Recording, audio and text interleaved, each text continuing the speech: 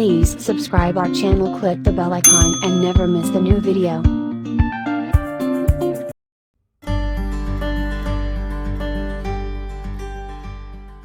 Hi hello வணக்கம் and welcome to Divya arts and crafts. இன்னைக்கு வந்து ரொம்ப ஒரு கிராண்டான ஒரு பிளவுஸை எப்படி நம்ம சிம்பிளா வந்து ஒர்க் பண்ணலாம் அப்படிங்கறத நம்ம பார்க்க போறோம். ஸோ அதுக்கு வந்து நான் எடுத்திருக்கிற டிசைன் பார்த்தீங்கன்னா ஒரு ஃப்ளவர் டிசைன்ஸ் எடுத்திருக்கேன்.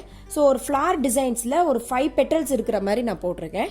அதுக்கப்புறம் ஒரு லீஃப் இருக்கிற மாதிரி நான் வந்து பிளான் பண்ணியிருக்கேன். இந்த மாதிரியான டிசைனை வந்து ஒரு பேப்பர்ல நீங்க வரைஞ்சிட்டு ஒயிட் கார்பனை வச்சு உங்களுக்கு எங்கெல்லாம் தேவை இருக்கோ அந்த இடத்துலலாம் ட்ரேஸ் பண்ணிட்டீங்கன்னா ஒரே மாதிரி யூனிஃபார்மா எக்ஸாக்ட் சைஸா உங்களுக்கு தேவையான இடங்கள் எல்லாத்துலயும் வந்துடும். இதுக்கு தேவையான பொருட்கள் அப்படின்னு பாத்தீங்கன்னா நார்மலா நம்ம யூஸ் பண்ற சில்க் த்ரெட், சுகர் பீட்ஸ், அவ்வளவுதான். இதுக்கப்புறம் வேற எதுவுமே நம்ம யூஸ் பண்ண போறது இல்ல. சென்டர்ல வந்து டெக்கரேட் பண்றதுக்கா ஸ்டோன்ஸ், குந்தன் ஸ்டோன்ஸ் இருந்துச்சுன்னா அது. ஸோ இதை 3 மெட்டீரியல்ஸ் மட்டுமே வச்சு ரொம்ப அழகான ஒரு டிசைனர் பிளவுசஸ் எப்படி டிசைன் பண்ணலாம் அப்படிங்கறத பார்க்கலாம்.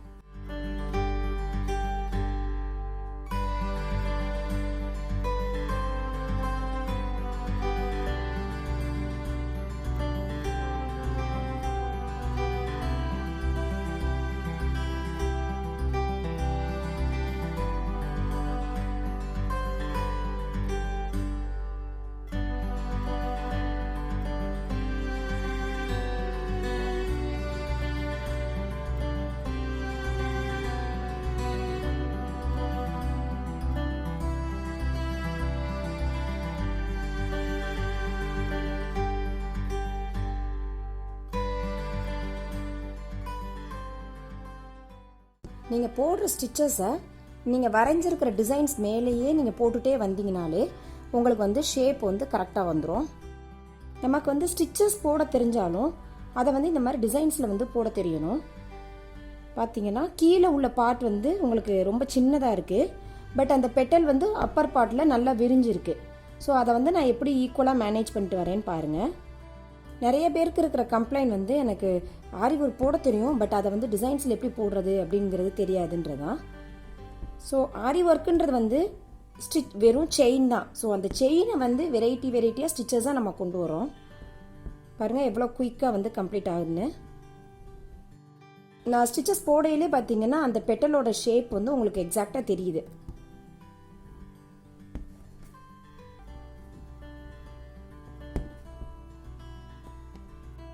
நம்ம வந்து அவுட்லைன் போடாமலேயே நம்மளால இந்த ஸ்டிச்சஸை வந்து ஐடென்டிஃபை பண்ண முடியுது.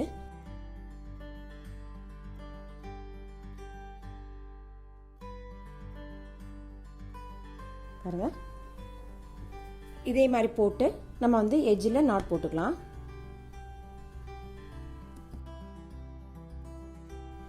நாட் எப்படி போடுறதுன்ற டீடைல்டு வீடியோஸ் நான் ஏற்கனவே போட்டிருக்கேன் சேனல்ஸில். ஸோ இதே மாதிரி நீங்கள் வந்து அந்த 5 பெட்டல்ஸும் கம்ப்ளீட் பண்ணிக்கலாம்.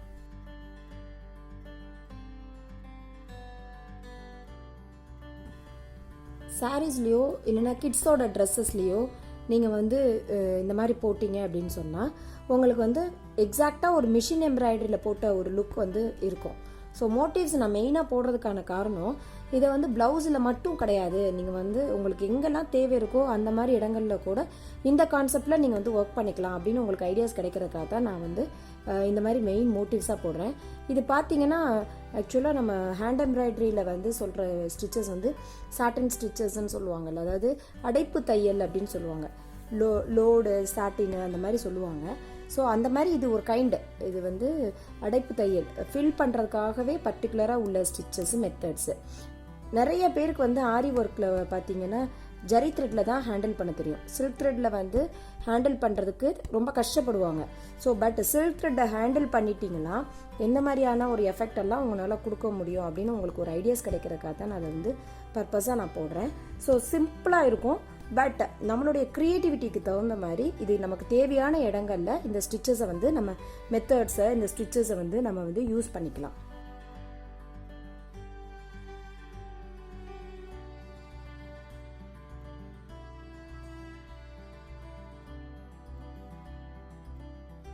ஸோ இந்த மாதிரி நம்ம போட்டு கம்ப்ளீட் பண்ணிக்கலாம். எண்ட் நாட் போட்டுட்டீங்க அப்படின்னா உங்களுக்கு வந்து கம்ப்ளீட் ஆயிரும். அடுத்து லீஃப் பார்ட் போடலாம். ஸோ இதுக்கு வந்து நம்ம நார்மலாக செயின் மட்டும்தான் போட போகிறோம், இதை வந்து ஃபில் பண்ண போகிறதில்ல.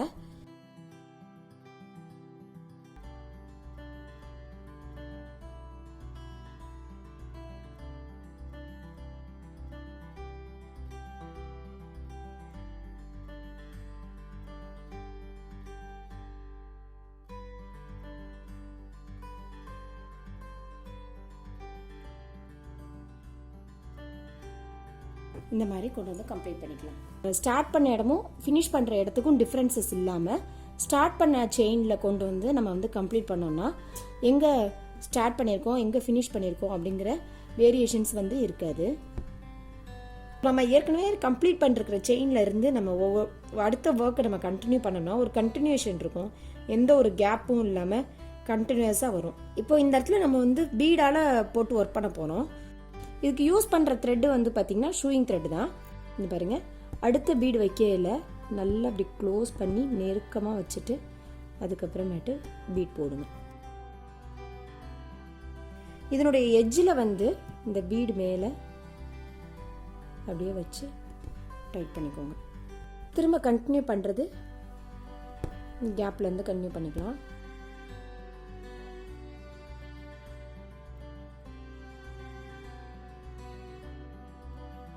ஸோ பீடை வந்து எப்படி லோட் பண்ணணும் அப்படின்னு சொல்லிட்டு நான் டீட்டெயிலாக வீடியோஸ் போட்டிருக்கேன். நீடில் வந்து பீடை வந்து எப்படி லோட் பண்ணலாம், எப்படி குயிக்காக கம்ப்ளீட் பண்ணலாம் அப்படின்னு சொல்லிட்டு.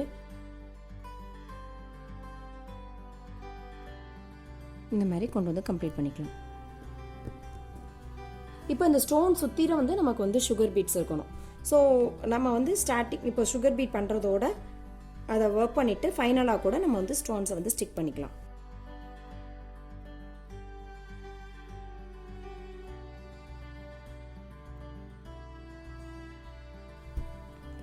இந்த மாதிரி கொண்டு வந்து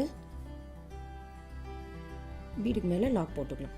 இப்போது சென்டரில் வந்து கொஞ்சமாக இவ்வளோ க்ளூ இருந்தால் போதும், அதிகமாக க்ளூ யூஸ் பண்ணாதீங்க. இப்போ ஸ்டோன்ஸ் வச்சோம்னா எக்ஸாக்டாக அந்த ஸ்டோனை சுற்றிரும் நம்ம வந்து பீட் போட்ட மாதிரி எஃபெக்ட் இருக்கும். இப்போ வந்து நம்ம இதை இன்னும் அக்யூரேட்டாக காமிக்கிறதுக்கு, இந்த ஷேப்பை வந்து இன்னும் அக்யூரேட்டாக காமிக்கிறதுக்கு நம்ம ஜரி த்ரெட்டால் ஜஸ்ட் அவுட்லைன் மாதிரி நம்ம போட்டுகிட்டே வந்துடலாம். இப்போ பாருங்கள், இந்த ஷேப்பை இன்னும் நல்லா டெப்த்தாக உங்களுக்கு காமிக்கிறதுக்காக நான் என்ன பண்ணுறேன்னா இந்த ப்ளூ கலர் பெட்டல்ஸ்க்குள்ளே ஒரு ஜரி த்ரெட் வந்து கொடுத்துறேன். அப்போ கொடுக்கும்போது உங்களுக்கு அந்த ஃப்ளாரோடைய ஷேப் வந்து உங்களுக்கு அக்யூரேட்டாக கிடச்சிருது. ஆரி ஒர்க்கை பொறுத்த வரைக்கும் நம்ம எவ்வளோக்கு எவ்வளோ ஹைலைட் பண்ணிகிட்டே இருக்கோமோ அவ்வளோக்கு அவ்வளவு அதனுடைய லுக் வந்து கூட்டிகிட்டே இருக்கும்.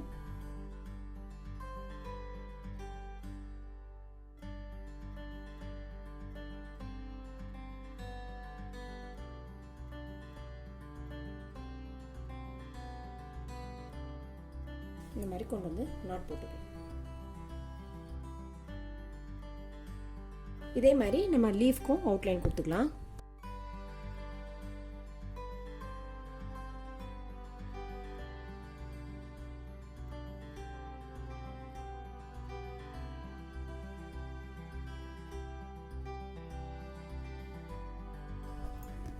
ஸோ இந்த மாதிரி கொண்டு வந்து இந்த இடத்துல எண்ட் நாட் போட்டுக்கலாம்.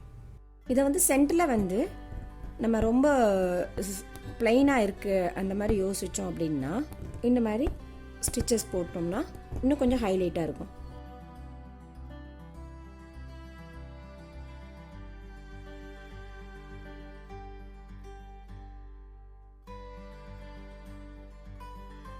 இந்த மாதிரி எண்ணாட்டு போட்டுக்கலாம்.